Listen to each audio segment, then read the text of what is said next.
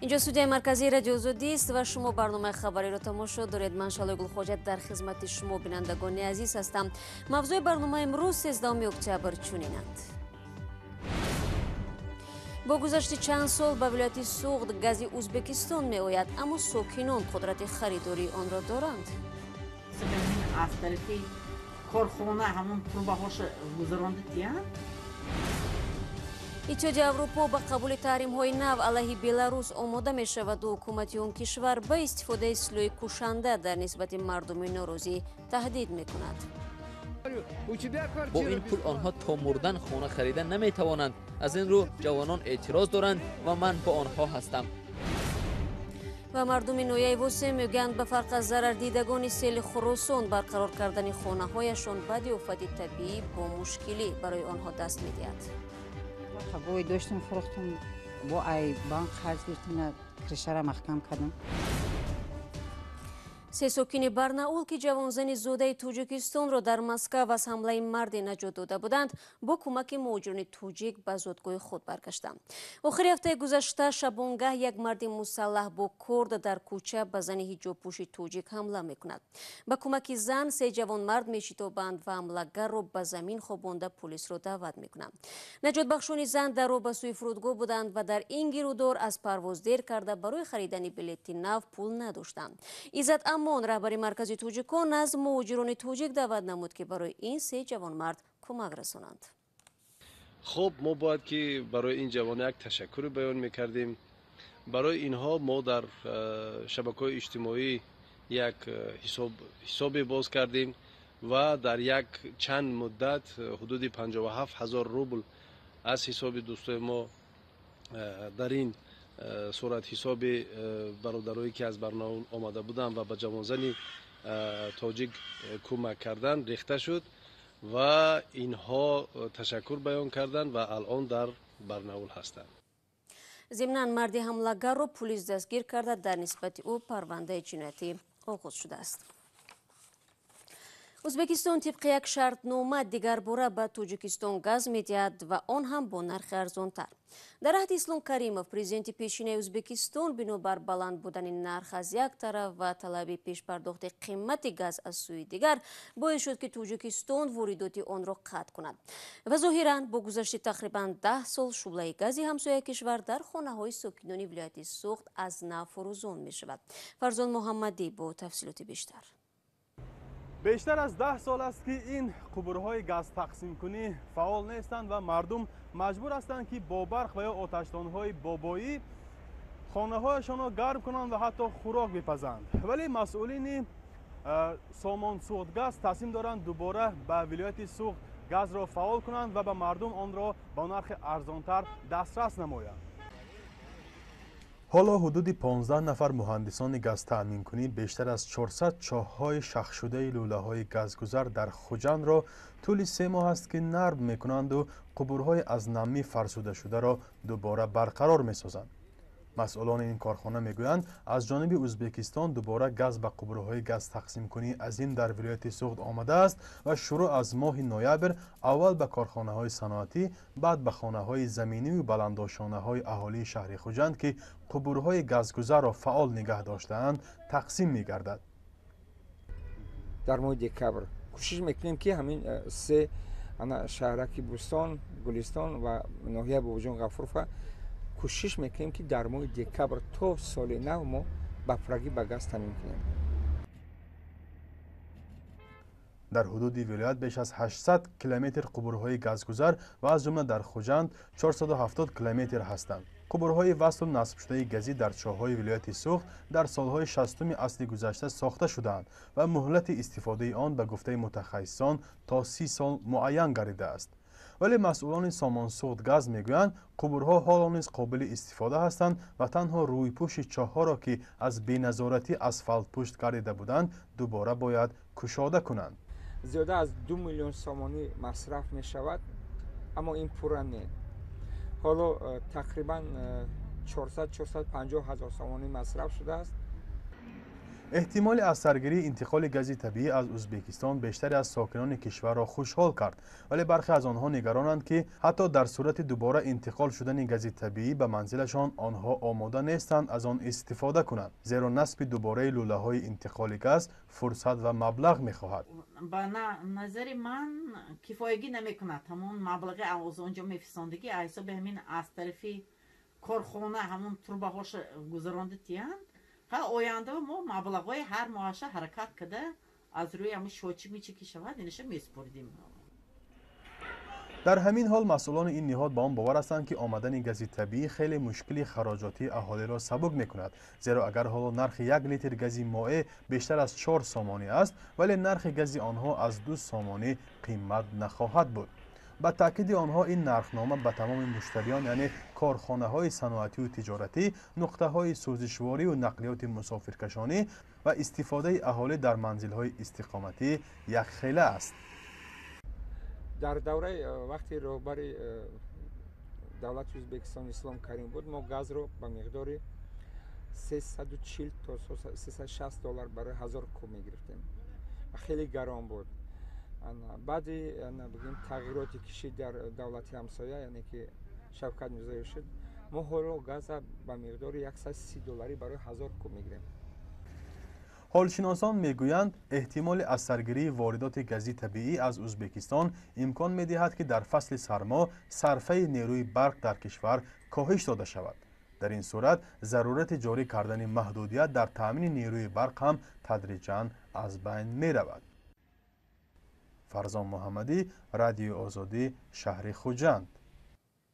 خب این گزارش رو تماشا کردیم و در ادامه برنامه اخباری آزادی مطلب‌های دیگر نیز هست، اما قبل از آن به این آگهی توجه کنید.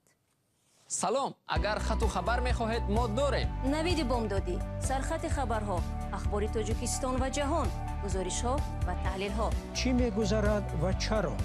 دانستن فهمیدن است. ضمیمه یا اپ ما را بگیرید. برنامه را ادامه میدیم. در بلاروسیا بیش از 2 ماه می شود اعتراضهای مردم ناراضی از نتیجه های انتخابات پرزیدنتی و پیروزی الکساندر لوکاشنکو جریان دارد. مقامات انتظامی این کشور تهدید نمودند که برای پراکنده کردن تظاهرگران می توانند از سلاح کشنده و تجهیزات خاص استفاده برند.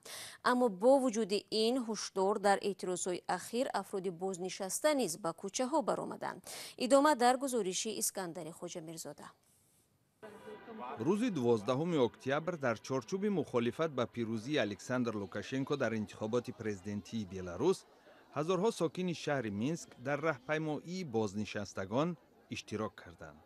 ده‌ها هزار نفر با پرچم‌های سفید و سرخ رمز انقلاب بر ضد لوکاشنکو به کوچه‌ها برآمده بودند. چگونه جوانان می توانند در این کشوری کمبغل زندگی کنند؟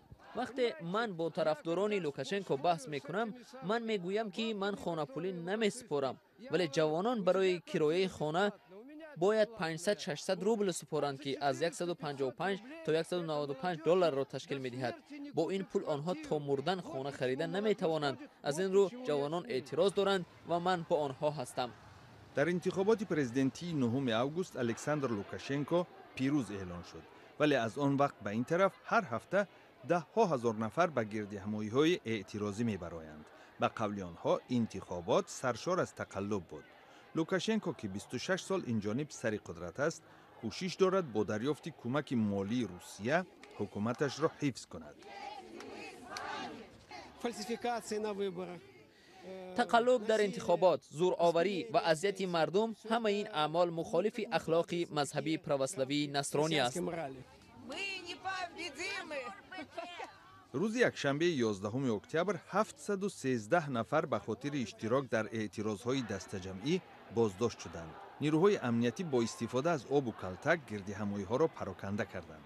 در عین زمان معاون وزیر امور داخلی بلاروس گنادی کازاکویچ تهدید کرد که اگر ضرور بود نیروهای حفظ حقوق و ترتیبات از سلاح کشنده هم استفاده خواهند برد. روز 12 اکتبر وزیران امور خارجی اتحادیه اروپا با اشاره به افزایش زورآوری پلیس در مقابل اعتراضگران موافقت کردند که تحریم بر ضد لوکاشنکو و منصبداران بلندپایه بلاروس جاری شود. در رویخط تحریم شده ها که اتحادیه اروپا 2 اکتبر قبول کرده بود 40 نام را جای داده بودند ولی اسم لوکاشنکو در آن ثبت نبود. حالا اتحادیه اروپا میگوید لوکاشنکو امکان برگزاری انتخابات نو را رد کرده هیچ امکان جز جاری نمودن تحریم بر ضد او را در اختیار نمیگذارد. برمیگردیم به تاجیکستان. 13 اکتبر در جهان چون کاهش آفت‌های طبیعی یاد می شود. تنها در سال جاری تاجیکستان شاهد 194 حادثه فوق‌العاده شده، بر اثر آن چندین نفر هلاک، ده‌ها منزل زیست خراب گشته و میلیون‌ها سامانی خسارات رسیده است. در این روز رادیو آزادی تصمیم گرفت به سراغ آنهایی برود که در آفت و سیلخیزی‌های یک سال اخیر خانه‌های خود را از دست دادند. محمود جان رحمتزاده کوشش کرد ببیند که این مردم چه حال دارند و چه کمک‌های دریافت نموده‌اند. گزارش را امردین اولیموف تقدیم می‌کند.